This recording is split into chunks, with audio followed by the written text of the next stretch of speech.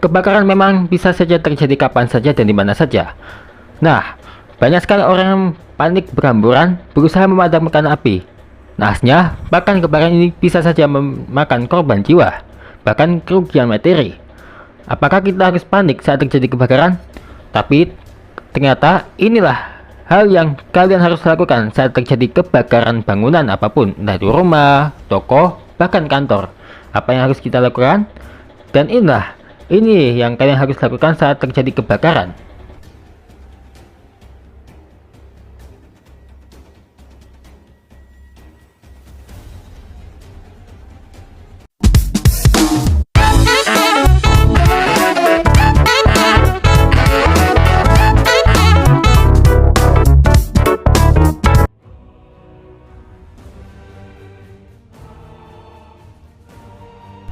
Yang pertama, kita itu jangan panik ya, tetap tenang. Ya, meskipun kebakaran sedang melanda. Ya, kita tahu salah satu reaksi alami saat terjadinya kebakaran adalah panik. Tapi, panik hanya akan memperburuk situasi dan mengurangi kemampuan kamu untuk berpikir jernih dan bertindak cepat. Nah, ketika api mulai menyebar, hal penting adalah tetap tenang dan fokus pada langkah-langkah yang harus diambil.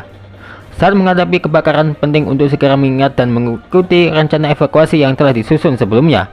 Ya, jika kamu belum memiliki rencana evakuasi di rumah atau tempat kerja, ya sebaiknya segera membuatnya agar siap menghadapi situasi darurat.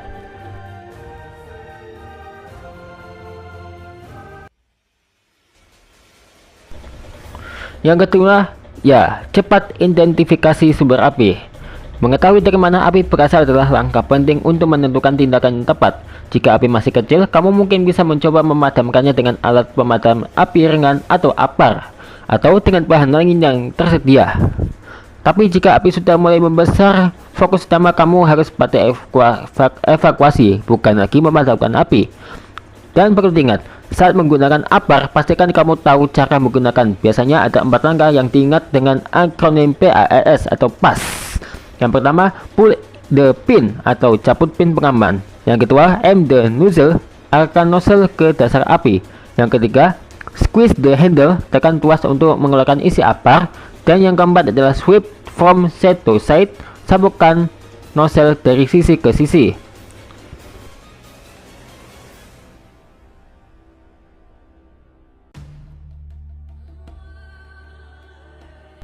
Yang ketiga adalah evakuasi dengan cepat saat terjadi kebakaran. Evakuasi secepat mungkin adalah prioritas utama saat terjadi kebakaran. Ikuti jalur evakuasi yang telah disiapkan sebelumnya, dan pastikan kamu menghindari jalur yang penuh asap ataupun api.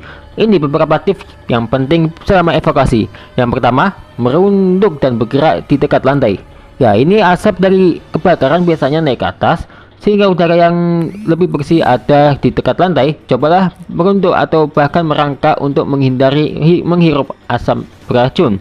Yang kedua, gunakan kain basah di hidung dan mulut.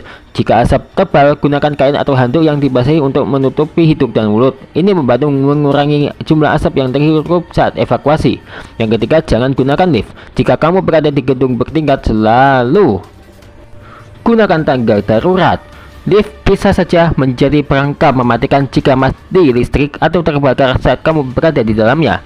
Yang terakhir, cek pintu sebelum membuka. Sebelum membuka pintu untuk keluar, sentuh gagang pintu dengan punggung tangan kamu. Ya, jika terasa panas, jangan buka pintu tersebut, karena api mungkin berada di sisi lain. Cari rute evakuasi alternatif yang lebih aman.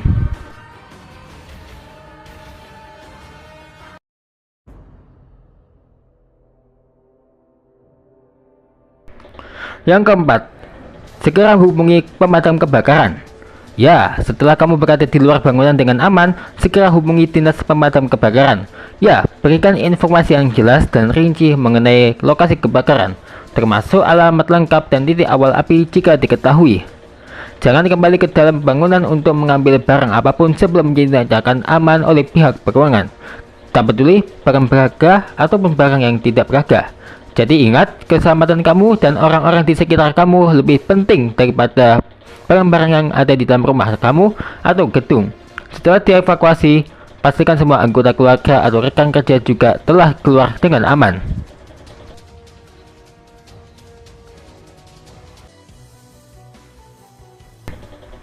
Yang kelima, jika terjebak di dalam gedung saat terjadi kebakaran, apa yang kita harus lakukan? Meskipun tujuan utama adalah segera keluar dari gedung, ada situasi di mana kamu mungkin terjebak di dalam ruangan. Dan berikut adalah beberapa langkah yang dapat kamu ambil jika kamu tidak bisa keluar. Yang pertama, tetap di tempat. Ya, tetap di tempat. Jika kamu tidak mungkin keluar melalui pintu atau jendela, tetap berada di dalam ruangan dan segera menghubungi layanan darurat untuk memberitahukan lokasi kamu. Blokir asap. Gunakan kain basah atau pakaian untuk menutupi celah di bawah pintu atau sekitar jendela untuk mencegah asap masuk. Jika ada jendela, buka sedikit untuk mengizinkan udara segar masuk. Ya, dan ini penting nih. Berikan sinyal pertolongan. Jika kamu berada di ruangan yang cukup tinggi atau jauh dari pintu keluar, buka jendela dan gunakan kain terang atau benda lain untuk memberi sinyal kepada petugas pemadam kebakaran bahwa kamu memerlukan bantuan. Dan jangan melompat keluar dari jendela kecuali jika itu merupakan satu-satunya pilihan yang tersisa.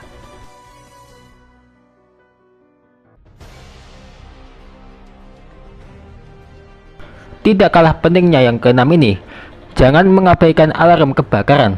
Ya, alarm kebakaran seringkali dianggap sebagai gangguan, terutama jika dinyalakan karena kesalahan atau selama latihan rutin. Namun, setiap kali alarm berbunyi, kamu harus memperlakukan situasi tersebut seolah-olah itu adalah kebakaran yang sebenarnya. Segera hentikan aktivitas kamu dan mulai evakuasi sesuai prosedur yang telah direncanakan. Meskipun latihan kebakaran mungkin terasa merepotkan, ini adalah cara efektif untuk memastikan semua orang tahu apa yang harus dilakukan saat terjadi kebakaran. Latihan kebakaran di rumah juga merupakan ide bagus, terutama jika kamu memiliki anak-anak. Ya, jadi penting ini ya.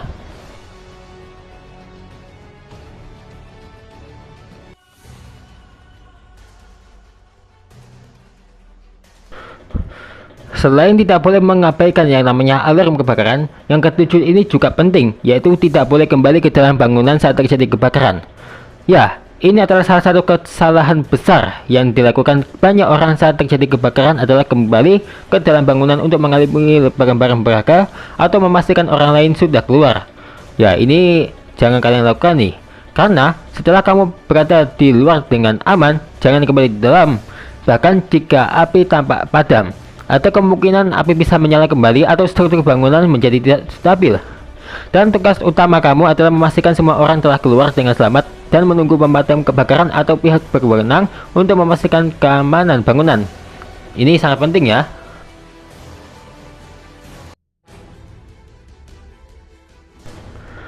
Yang terakhir, yang ini juga sangat penting, langkah pencegahan sebelum terjadi kebakaran.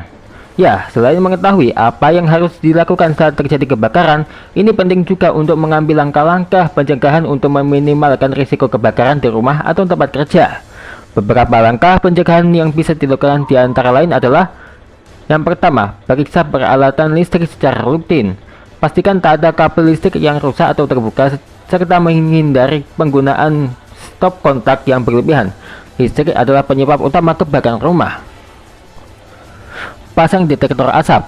Detektor asap sangat penting untuk memberikan peringatan dini jika ada kebakaran. Pastikan detektor asap terpasang di area rawan seperti dapur dan ruang tamu dan periksa baterainya secara berkala. Simpan bahan mudah terbakar dengan aman. Hindari menyimpan benda-benda yang mudah terbakar seperti bahan kimia atau gas di tempat yang rawan terkena api atau panas. Pelajari cara menggunakan apar. Setiap orang di rumah atau di tempat kerja harus tahu bagaimana cara menggunakan apar sehingga bisa bertindak cepat jika api masih tahap awal.